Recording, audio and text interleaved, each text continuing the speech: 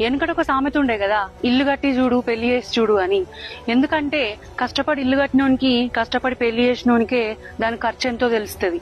ఇక అసలు ముచ్చట్లకు వద్దాం. ఈ వీడియో చూసేటల్లా ఎవరైనా కొత్తగా ఇల్లు కట్టాలనుకుంటే దయచేసి మీ వాడగట్లలోనో, మీకు తెలిసిన వాళ్ళలోనో, మీ చుట్టాలలోనో కొత్తగా ఇల్లు కట్టిన దగ్గరికి పోయి మాత్రం అడగకండి ఖర్చు ఎంత అవుతుందని. ఎందుకంటే ఇక వాడు కోసే కోతలు ఎట్లుంటాయి తెలుసా? సిమెంట్ అక్కడి నుండి తెప్పించినాం, ఇసుక ఈ ఊరు నుంచి తెప్పించినాం, హైదరాబాద్ నుంచి మా పెద్దోడు మా చిన్నోడు ప్లాన్లు గీసి పంపితే కట్టించినాం అని చెప్తారు.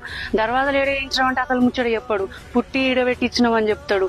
ఇక ఇంకా ముచ్చట్లు ఎట్లుంటాయి అంటే, కొందరి లండన్ నుంచి మా మనవరాలు వీడియో కాల్లో మాట్లాడితే ఆ కలర్లు సెలెక్ట్ చేసి బిల్డింగ్ కలర్లు వేయించినాం ఇట్లా చెప్తారు. కానీ అసలు ముచ్చట మాత్రం చెప్పడు వాడు. అసలు ఖర్చు ఎంత అయింది అనేది మాత్రం చెప్పాడు.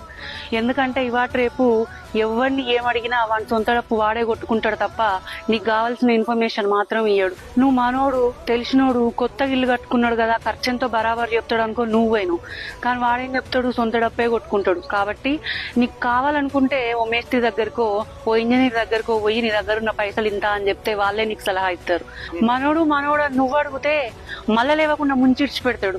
నీకు ఇల్లు కట్టాలంటే కూడా భయం పుట్టేటట్టు చేస్తారు. ఆలోచించుకో.